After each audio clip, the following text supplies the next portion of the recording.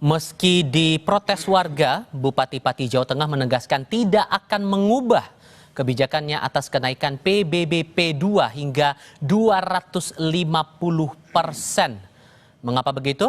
Nanti kita akan dengarkan penjelasan dari Bupati Pati Jawa Tengah Sudewo lewat sambungan dalam jaringan yang akan coba kami terus komunikasikan soal ini. Tapi sejauh ini untuk di studio Kompas TV sudah bergabung bersama kami pengamat kebijakan publik Trubus Rahadiansyah. Pak Trubus, apa kabar Pak? Ya, selamat sore. Sehat selalu, Mas. Terima kasih sudah mau bergabung bersama kami. Nanti kita juga akan segera bergabung nanti Pak Bupati Pati Jawa Tengah. Oke, tampaknya sudah bergabung ya Pak Bupati dengan Tifal di studio Jakarta. Apa kabar Pak? Ini saya TV, Pak. Saya dengan Kompas TV. Oke, kita coba perbaiki dulu komunikasinya di sini. Oke, Pak Trubus begini. Setelah Anda baca peraturan Bupati itu 17 tahun 2025, secara umum ada hal yang ganjil tidak menurut Anda dari proses keluar kebijakan ini? Iya, saya lihat ini proses konsultasi publiknya itu yang jadi problem, dan dalam hal ini kenaikannya yang begitu ini besar gitu, harusnya sampai 250%, dan memang ada alasan di situ karena ada 14 tahun, setidaknya harusnya sejak tahun 2011 ya. Oke. Harusnya sudah bisa dinaikkan.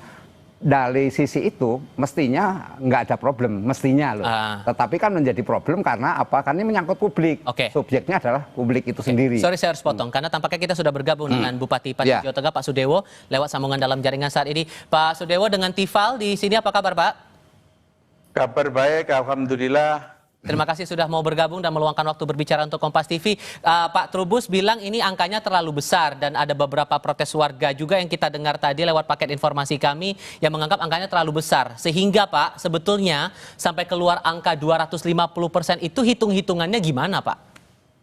Begini ya, kenaikan atau penetapan besaran pajak itu terakhir di tahun 2011.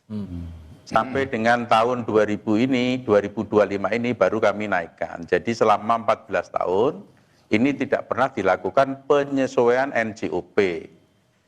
Sementara sesuai dengan undang-undang itu harus dilakukan penyesuaian paling lambat 3 tahun sekali. Jadi artinya dalam kurun waktu 3 tahun itu bisa dilakukan penyesuaian lebih dari 1 kali.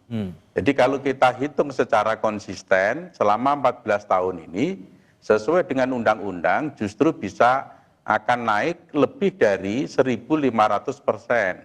Tetapi kami hanya mengambil sebesar 250%. Dan proses dalam pengambilan keputusan ini itu sudah kami musyawarahkan dengan para kepala desa dan juga beberapa tokoh masyarakat. Kebijakan ini sebenarnya bukan sekarang. Kebijakan ini sebenarnya sudah dari sejak bulan Mei yang lalu. Proses bayaran pajak sudah berjalan. Sampai dengan sekarang ini hampir 50% itu sudah tercapai. Dan insya Allah sampai dengan bulan September, paling lambat bulan Oktober, pembayarannya ini sudah lunas. Jadi kami bukan mengambil keputusan pada saat sekarang ini sudah berjalan lama. Di satu sisi itu. Yang kedua, kondisi keuangan daerah Kabupaten Pati ini sangat memprihatinkan. Pendapatan daerah itu hanya sebesar 14% dari APBD. Jadi ruang fiskal kami ini sangat terbatas, sangat tidak sehat. Hanya sisa sedikit saja untuk belanja modal. Sementara beban pembangunan infrastruktur jalan di Kabupaten Pati ini sangat besar. Bapak boleh lihat secara langsung kondisi infrastruktur jalan di Kabupaten Pati ini sangat memprihatinkan dan itu terjadi cukup lama. Memprihatinkan itu seperti apa? Itu sangat parah dan perlu penanganan mendesak. Kami juga sehingga kami harus berusaha menggali potensi daerah, menyehatkan kembali APBD supaya fiskal kami itu tidak memprihatinkan seperti ini. Infrastruktur apa Pak yang targetnya harus segera dilakukan perbaikan revitalisasi sehingga harus ada kenaikan PBBP 2 itu? Infrastruktur jalan Mas, itu bisa Bapak lihat bagaimana Kabupaten Pati. Itu parah, bukan hanya rusak sedang atau rusak parah, dan itu terjadi sudah cukup lama, 5 tahun lebih bahkan 10 tahun lebih.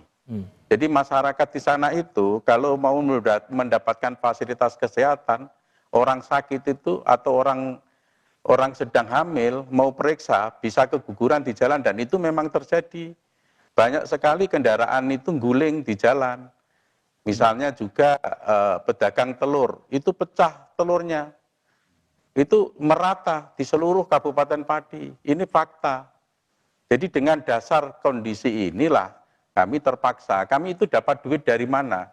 Kalau tidak dari penggali pendapatan daerah. Oke. Pajak gitu. Oke. Jadi tidak ada.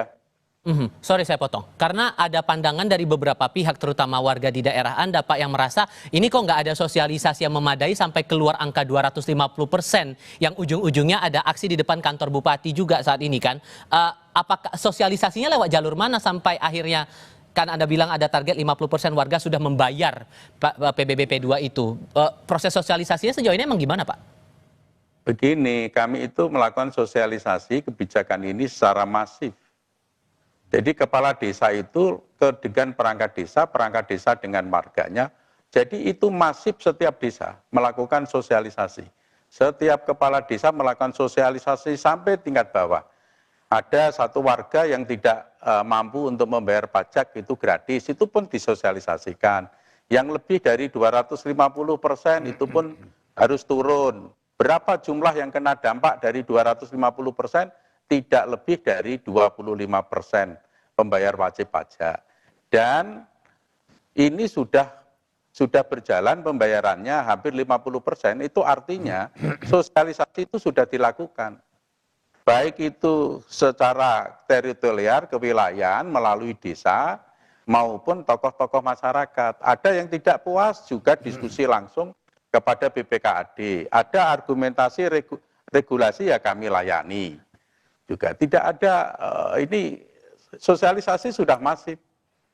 Jadi sebelum bulan Mei ini kami putuskan, ini sudah ada sosialisasi. Bahkan jangankan sosialisasi, kami mengambil proses kebijakan ini pun mendengarkan masukan. Proses mengambil kebijakan ini pun menerima saran dan pendapat. Termasuk dari 50% warga yang sudah bayar PBB itu, Pak. Ada masukan nggak dari mereka? Loh iya dong, itu kan memang kepala desa melakukan sosialisasi ke desanya masing-masing.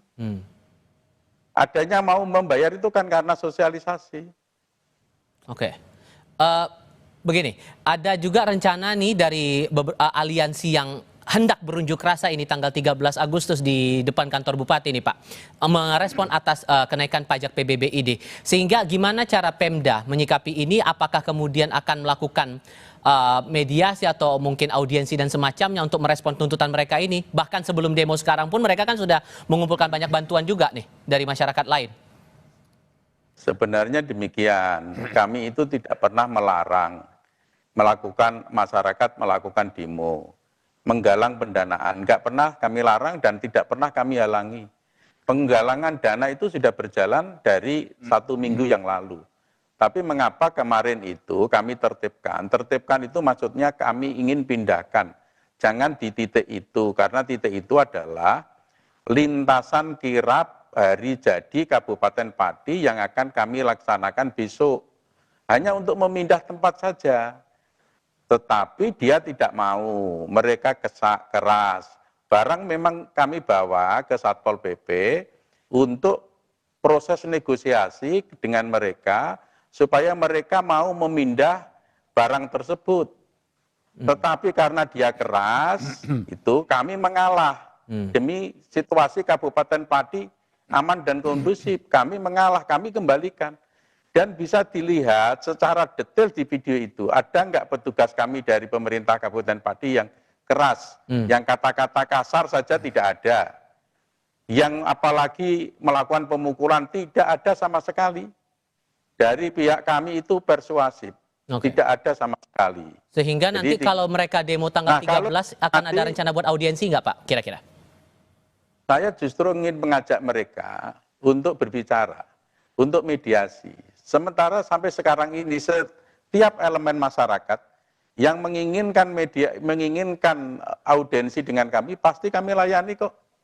Pasti kami layani. Kalau pihak ini juga mau audiensi dengan kami, juga kami layani.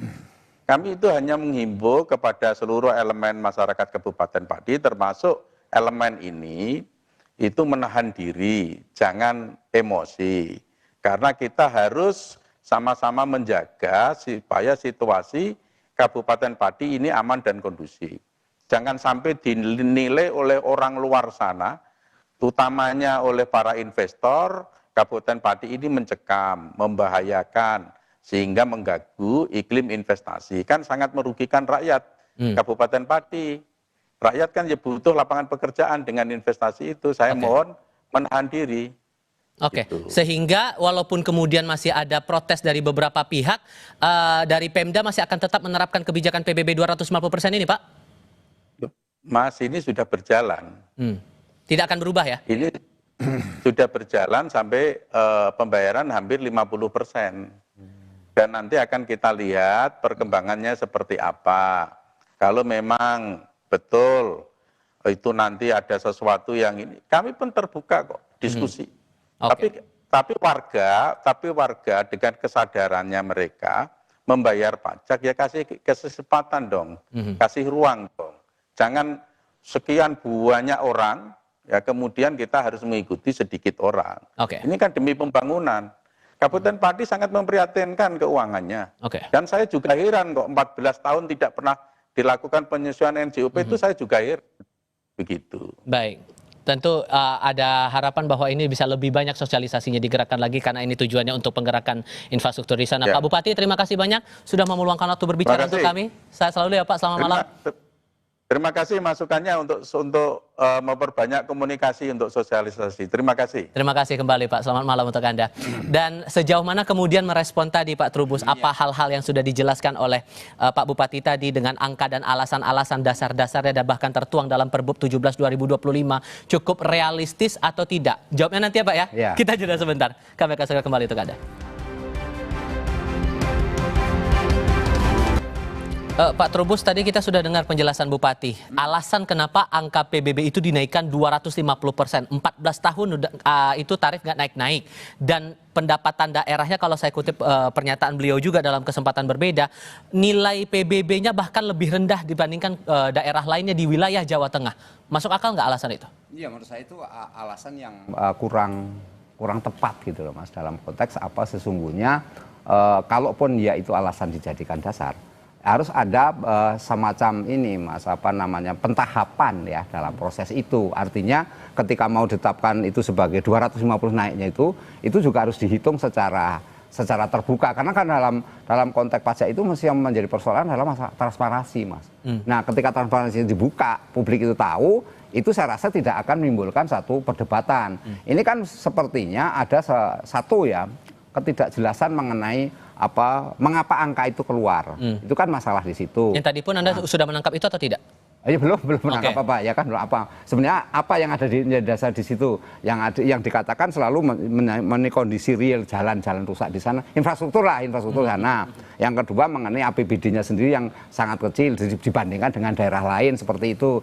Nah, ini kan sesuatu argumentasi yang menurut saya terlalu bersifat top down gitu ya, top down. Sehingga apa yang disampaikan merupakan satu kebenaran yang dipaksakan. Jadi warga ini, yang kedua kalau memang itu sebagai suatu kebenaran yang disepakati, mestinya nggak ada warga yang protes dong, nggak ada resistensi.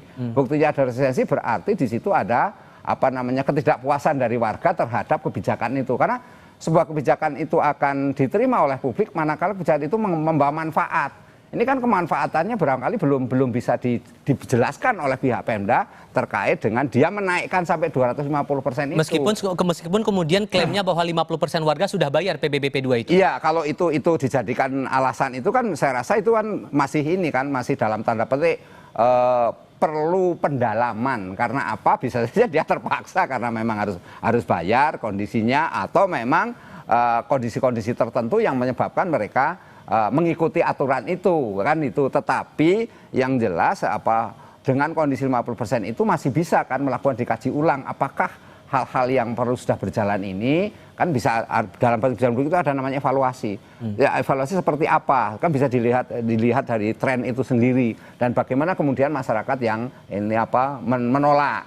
Nah, di situ juga dijelaskan tadi masyarakat yang miskin, masyarakat yang tidak mampu katanya kan diberikan semacam gratis. Nah ini kan jumlahnya juga berapa? Ini kan juga hal, kalau memang ini apa namanya membawa kemanfaatan secara publik, saya rasa itu akan diterima. Apapun jumlahnya mau besar sampai 200% atau tadi katakan malah sampai 1.500 ya kenaikannya. Karena niat awalnya karena sejak tahun 2012 dan itu hanya diambil ternyata 250% saja, kecil. Nah ini kan sesuatu yang harus diedukasi ke masyarakat dulu dong, terlepas dari sosialisasi, edukasi masyarakat, karena masyarakat akhirnya akan tahu bagaimana juga masyarakat lebih cerdas sebenarnya dari apa namanya pembuat kebijakan itu sendiri. Tapi alasannya kan juga krusial karena banyak jalan yang rusak sehingga berpengaruh juga pada perputaran ekonomi di daerah itu, sehingga itulah yang membuat dasar bagi bupati untuk melakukan kenaikan angka sebesar itu, Pak. Kalau itu yang terjadi kan untuk membuat apa istilahnya mendatangkan cuan lah, katakan ya cuan. Itu kan tidak harus dari pajak, Mas. Bisa saja kan bupati melakukan tadi sebut investor. Kan misalnya artinya melakukan KPBU kerjasama pemerintah badan usaha kan bisa untuk melakukan apa namanya perbaikan jalan, infrastruktur, atau bisa saja hal-hal lain bisa dilakukan oleh pemerintah, dalam hal ini misalnya hutang, pinjam dulu kan bisa, misalnya seperti itu yang dilakukan oleh negara secara nasional kan hutang. Dan sebetulnya itu lebih gampang? Lebih gampang, artinya sambil menunggu bahwa pajak ini akan disesuaikan. Jadi penyesuaiannya kan dikatakan misalnya kan 3 tahun. Kalau 3 tahun berarti bisa berkali-kali kan di situ. Ya udah dia bikin aja bertahap sampai di titik yang tapi tidak ujuk-ujuk 250% kan, itu yang menjadi orang terkejut dan merasa ini tersinggung di situ kan gitu. Ini masalahnya kan. Yang kita juga mau dengar adalah dari tim hukum Aliansi Masyarakat Pati Bersatu yang rencananya bakal melakukan demonstrasi tanggal 13 Agustus nanti di Pati, Jawa Tengah. Sudah bergabung saat ini dengan Mas Gule di sini ya. Mas Gule, apa kabar Mas dengan Tifal? Alhamdulillah sehat. Oke, tadi Pak Bupati sudah berbicara kepada kami di segmen sebelumnya dan menjelaskan berbagai alasannya. 14 tahun PBB di Pati itu nggak naik-naik. Kebutuhan mendesak untuk perbaikan jalan yang rusak sehingga memastikan perputaran ekonomi di daerah bisa berjalan lebih baik. Plus nilai PBB di Pati terbilang lebih rendah ketimbang kabupaten kota lain se-Jawa Tengah. Kalau Anda melihat kebijakan ini mewakili teman-teman aliansi, masuk akal nggak? Atau apa yang keliru menurut teman-teman? Baik, terima kasih dari Kompas TV telah kami diundang untuk menyampaikan aspirasi masyarakat Kabupaten Pati. Namun sebelumnya saya belum menjawab yang disampaikan oleh Bupati tadi, saya perlu menyampaikan dulu bahwa kita ini adalah negara hukum. Nah, kalau kita negara hukum, otomatis kita sebagai masyarakat, termasuk para pejabat, harus mengikuti aturan yang telah ditentukan oleh undang-undang, dalam hal ini masalah pajak. Pajak ini telah ada peraturan daerah nomor 1 2024. Khususnya pasal 7 mengatakan pajak itu boleh naik mulai dari 20% ke 100%. Oke. Nah, di pasal selanjutnya memang ada aturan di pasal 8 kalau nggak salah ayat C atau ayat E itu mengatakan memang bupati perda itu memberikan kewenangan kepada bupati. Namun kalau bupati membuat perpuk atau peraturan bupati tidak boleh melampaui atau kewenangan yang telah diatur sebelumnya dalam peraturan perda. Sehingga apa yang disampaikan Bupati melalui media itu sudah melanggar hukum. Oke, melanggar hukumnya dalam konteks apa dulu nih? Dari 100%. Dalam konteks apa dulu dianggap bahwa melanggar hukum itu? Presentasinya kan di Perda sudah mengatakan pajak itu boleh naik 20% ke 100%. Maksimalnya hanya 100% itu pijakannya ya? Iya, itu yang diatur di dalam Perda. Itu pasal 7. Oke. Nah, kalau Bupati sekarang mengatakan karena kebutuhan pembangunan jalan, pajak beberapa tahun nggak naik, itu Bupati salah. Di tahun 2018-17 pajak itu naik di Kabupaten Pati ini. Feeling kami, mungkin Bupati saya ini tidak pernah membayar pajak, makanya dia nggak tahu. Bahkan ketika kami kemarin mendatangi Pemda bersama masyarakat dan ketemu dengan Sekda, kami sampaikan bahwa pajak ini sudah beberapa kali naik. Oke. Kalau lagi alasannya karena kebutuhan dan sebagainya, jalan rusak, itu kan dananya kan banyak bisa kita cari kok. Oke. Baik, itu sudah kami tangkap di situ poinnya. Oke. Pajak, 250%. Walaupun kemudian ada 50% warga yang sudah membayar pajak PBBP 2 itu, tetap ini dipandang bermasalah menurut Anda, Mas? Tetap masalah, itu pun belum kita mendapat data valid. Sebab apa? Ini kan hampir setiap hari Bupati saya ini mengumpulkan kepala desa agar mengumumkan di media sosial semua desanya sudah lunas pajak. Dengan cara nanti ketika warga membutuhkan surat-surat administrasi di desa, baru diberikan setelah dibayar pajak. Itu kan sama aja membunuh masyarakat, Pak. Oke, sudah kami tangkap poinnya di situ. Sehingga Pak Trubus, PR besarnya sekarang apa kalau begitu? PR besarnya adalah bagaimana ada dialog publik ya di situ untuk memecahkan persoalan ini. Karena ini kan ada dua pihak yang dari Pemda mengatakan, tadi Pak Bupati menjelaskan berbagai argumen-argumen yang menurut pandangan Pemda itu yang paling baik, sehingga 250%. Sementara ini tadi dinyatakan bahwa aturannya sendiri maksimal cuma 100%.